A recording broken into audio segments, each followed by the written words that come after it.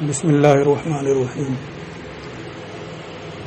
وَإِنْ مَاتَ أَحَدُهُمَا قَبْلَ التَّفْرِيقِ بَلَغَ أَوْلَى وَرِثَهُ الْآخَرُ لِصِحَّةِ النِّكَاحِ بَيْنَهُمَا۔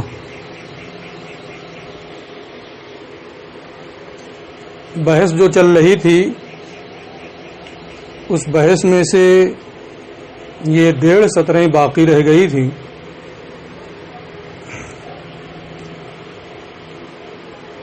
اس کو ماسبق سے مربوط بھی کرنا پڑے گا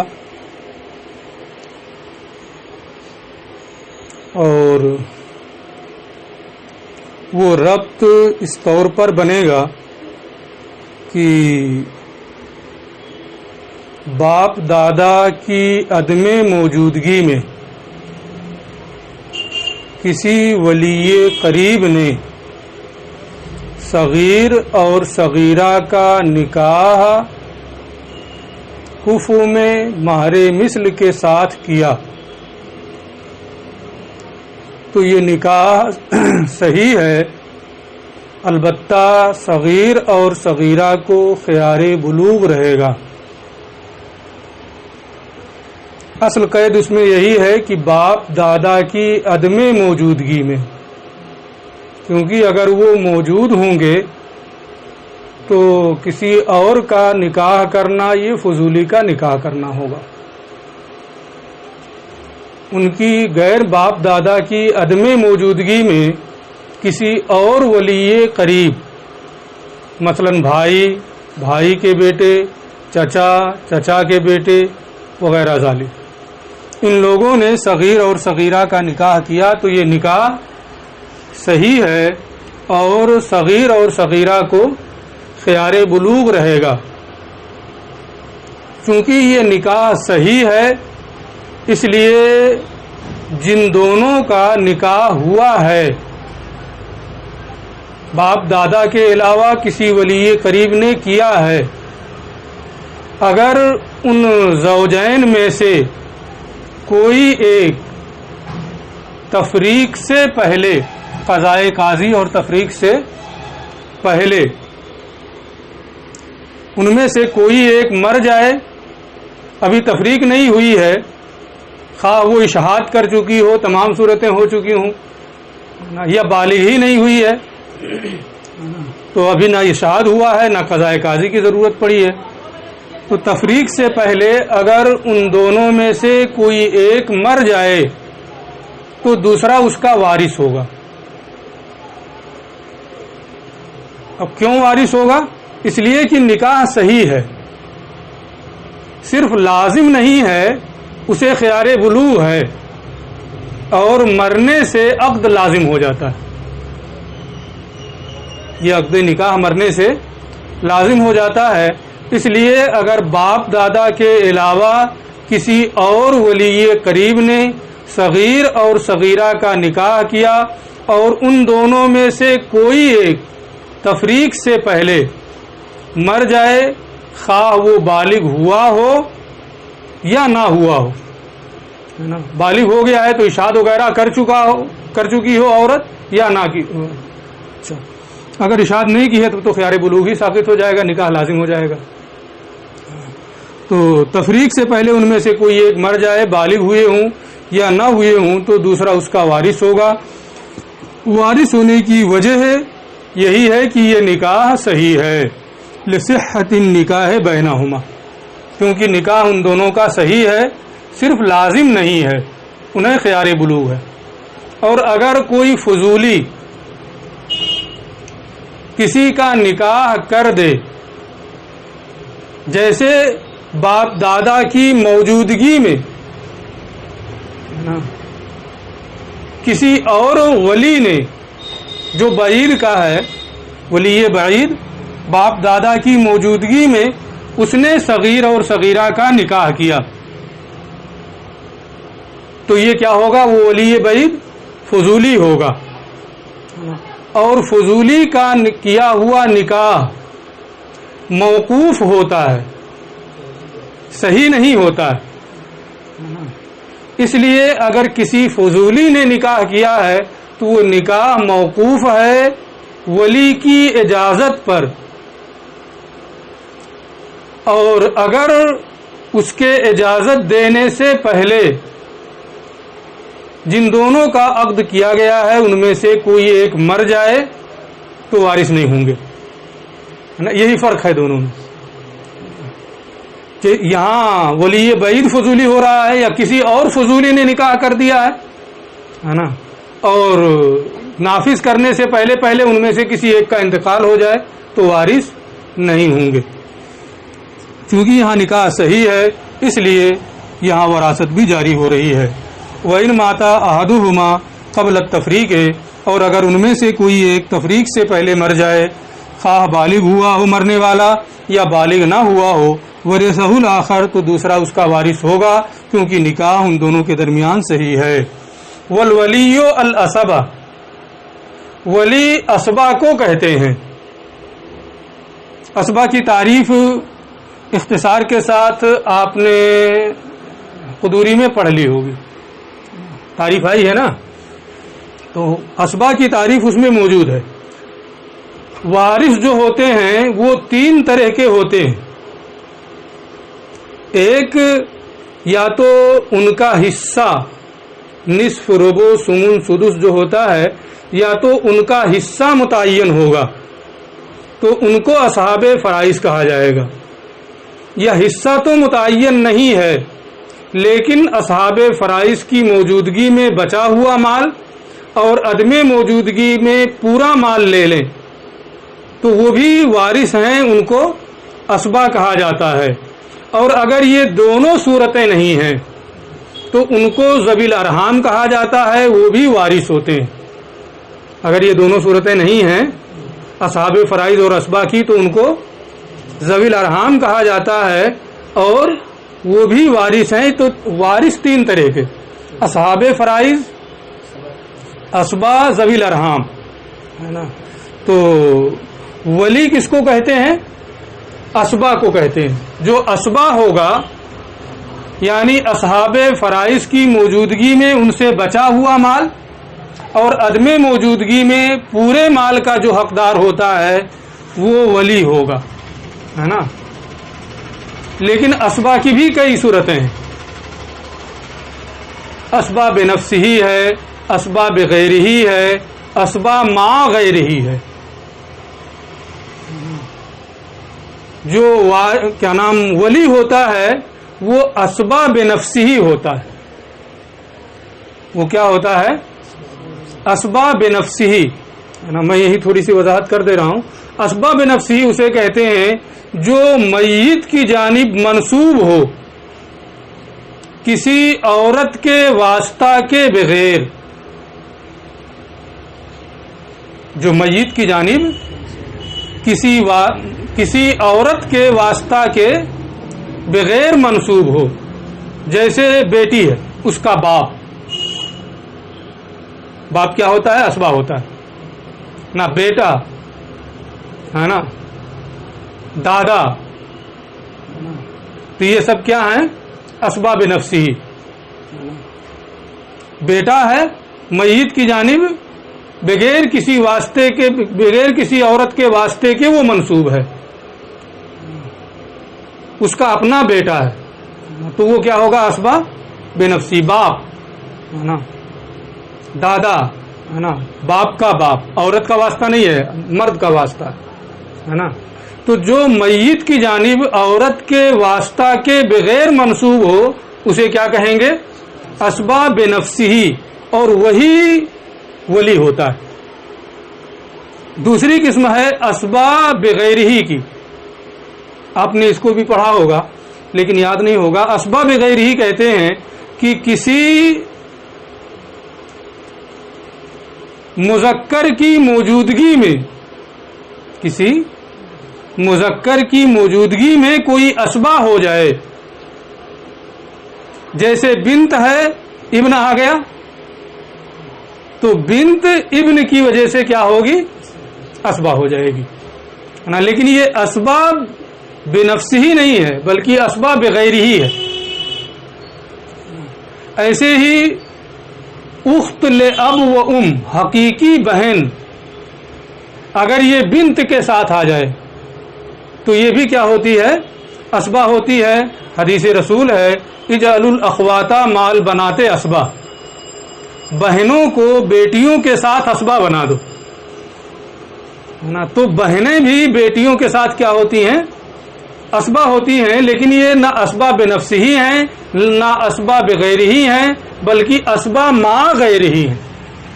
یہ کیا ہے؟ اسبا ما غیر ہی ہیں. اب یہاں یہ ہے کہ ولی اسبا ہوتا ہے.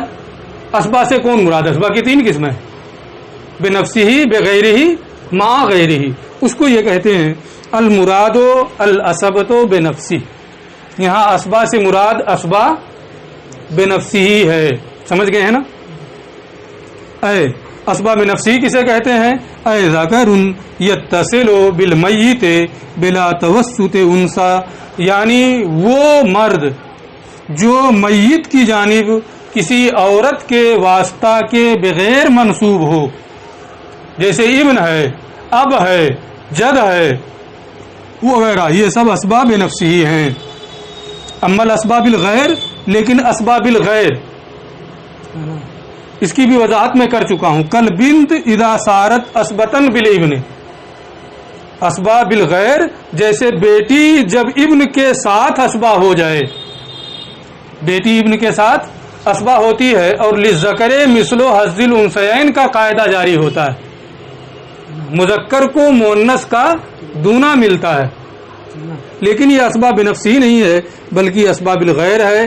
واما الاسباب الغیر کالبنت، جیسے بیٹی اذا صارت اسبتم بالابن، جب وہ ابن کی وجہ سے اسبا ہو جائے، فلا ولایت لها علی امها المجنونہ، تو اسے اپنی مجنونہ ماں پر ولایت نہیں ہوگی، بلکہ ولایت کسے حاصل ہوگی؟ ابن کو. ولی کون ہوگا؟ ابن ہوگا، کیونکہ وہی اسباب نفس ہی ہے. بنت اسباب بغیر ہی ہے اور وہ ولی نہیں ہوتی. وقد الاسبۃ مع الغیر، اور یہی حال اسبا مال غیر کا ہے جو دوسرے کے ساتھ اسبا ہو جائے. کالاخت مع البنت، جیسے بہنیں بیٹیوں کے ساتھ. حدیث رسول میں بتا چکا ہوں کہ اجعلوا الاخواتا مال بناتے اسبا، بہنوں کو بیٹیوں کے ساتھ اسبا بنا دو. تو اسبا مال غیر جیسے بہن بیٹی کے ساتھ، اگر بہن بیٹی کے ساتھ آئے اور اسبا ہو جائے، لا ولایت لها علی اختها المجنونہ، تو اسے اپنے مجنونہ بہن پر ولایت حاصل نہیں ہوگی، کیونکہ وہ اخت اگرچہ اسبا ہے لیکن اسبا بنفس ہی نہیں بلکہ اسبا ما غیر ہی ہے.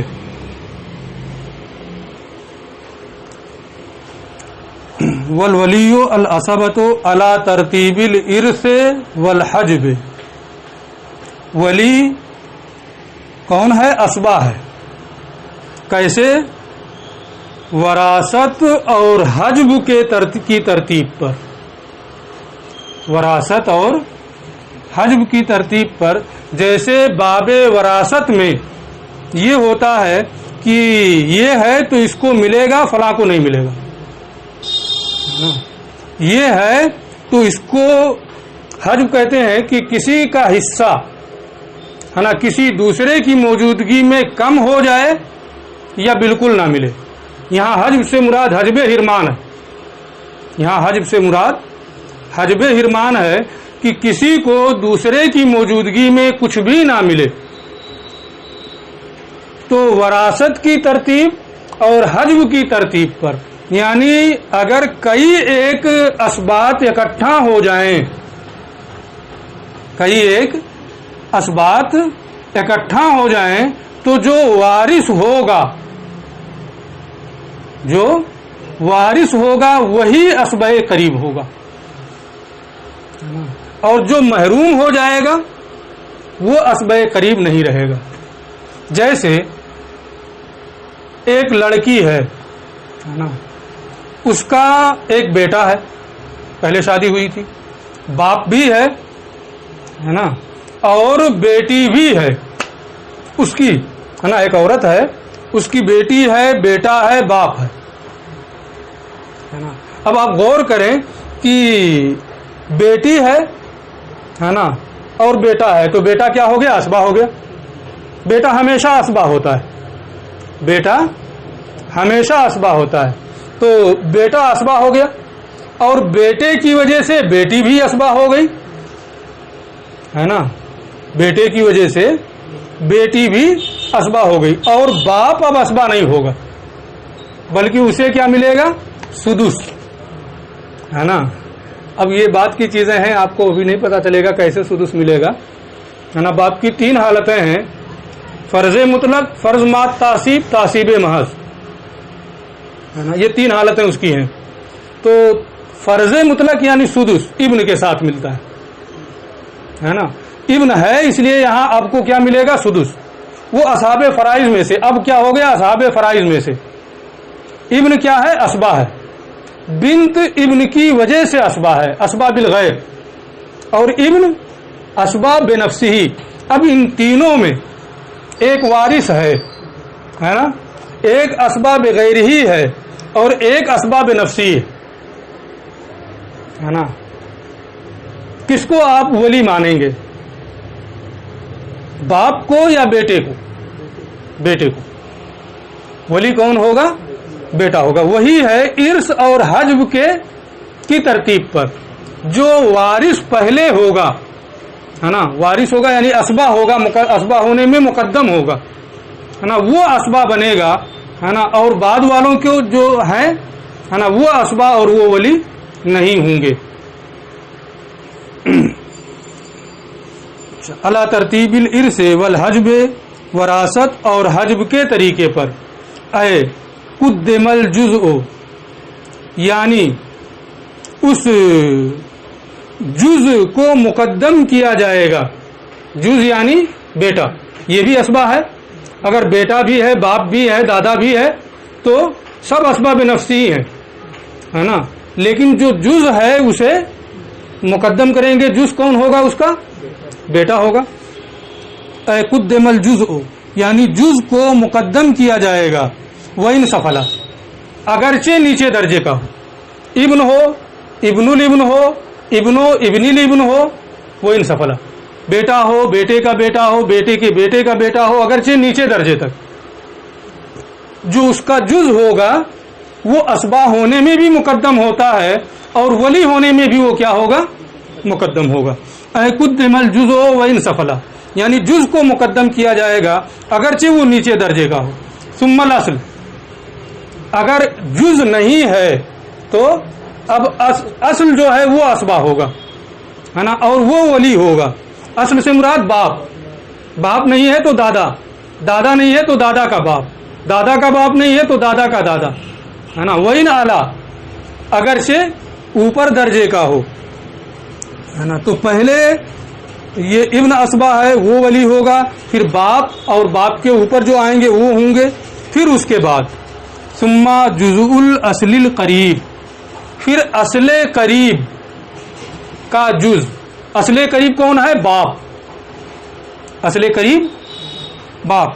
پھر اصل قریب کا جز، باپ کا جز، یہ کیا ہوگا؟ اسبا ہوگا اور ولی ہوگا.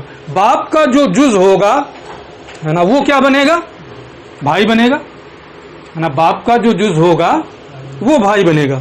ثم جزء الاصل القریب، پھر اصل قریب یعنی باپ کا جز، کالاخ، جیسے بھائی. اگر اوپر والے ابن بھی نہیں ہے، ابن الابن وَإِنْ سَفَلَ بھی نہیں ہے، اب نہیں ہے، دادا نہیں ہے، دادا کے اوپر بھی کوئی نہیں ہے، تو اب اس کے بعد عصوبت کس کی جانب آ جائے گی؟ بھائی کی جانب، اور وہ ولی قریب ہوگا جب وہ نہیں ہوں گے تب. اب اگر بھائی بھی نہیں ہے تو بھائی کے بیٹے، بھائی کے بیٹے کے بیٹے، بھائی کے بیٹے کے بیٹے الی آخری. وَإِنْ سَفَلُ، اگرچہ نیچے درجے تک ہوں. ٹھیک ہے، بالکل نئی چیز ہے نا، لیکن تھوڑا سا توجہ دیں گے تو سمجھ میں آئے گا. پھر اصل قریب کا جز جیسے بھائی.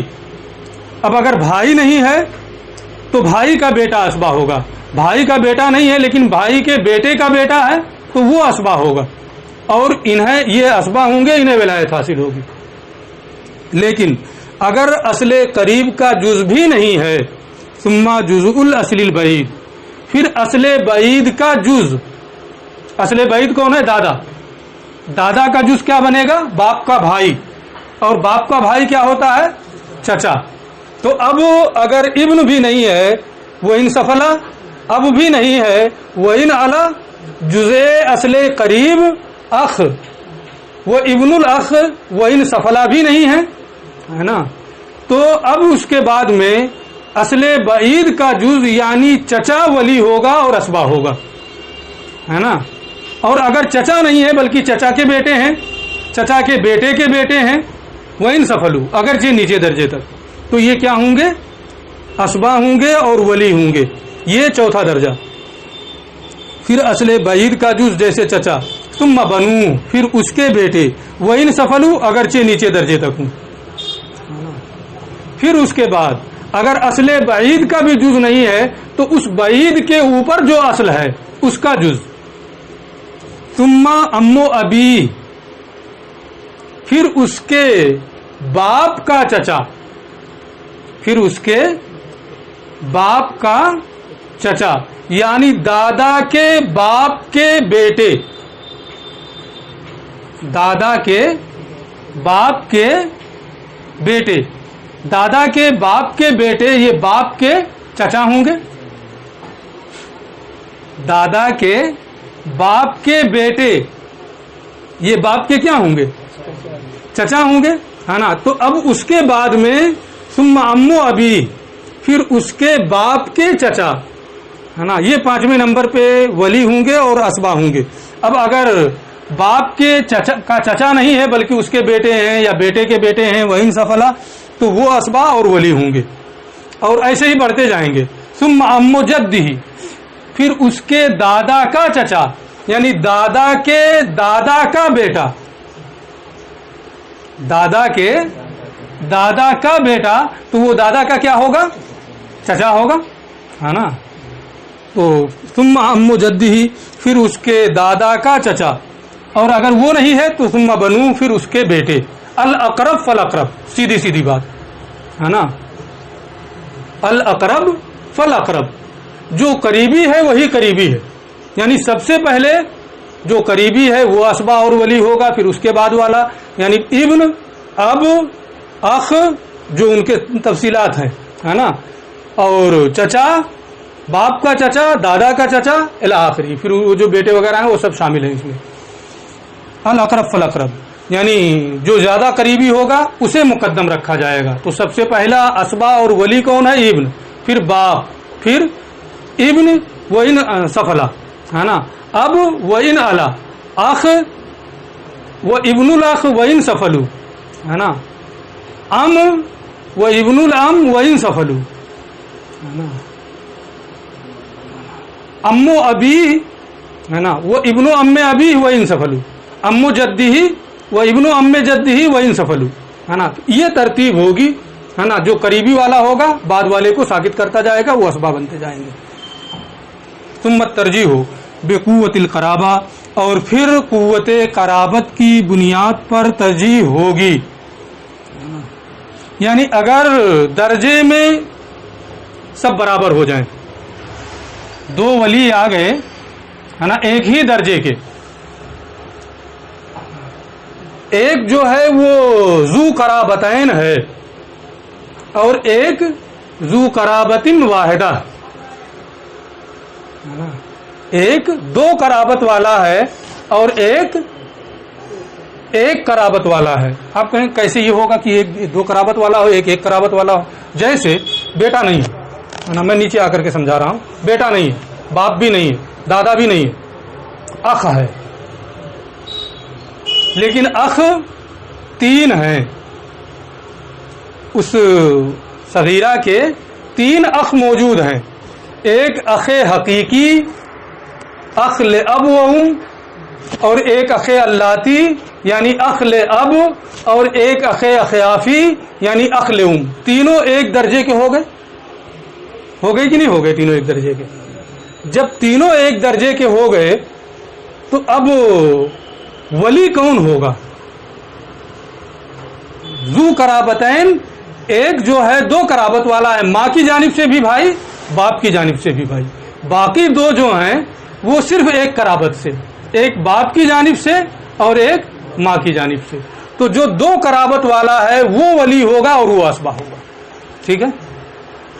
ثم الترجیح بقوت القرابہ، پھر قوت قرابت کی بنیاد پر ترجیح ہوگی. اے قدم الاعیانی علی اللاتی، یعنی حقیقی جو بھائی ہوگا وہ اللاتی بھائی پر راجح ہوگا، اسے اللاتی بھائی پر ترجیح دی جائے گی. آج کا سبق اسی پر روکتے ہیں، پھر اس کو غور سے آپ پڑھ لیجئے، انشاءاللہ دوسرا سبق بعد میں.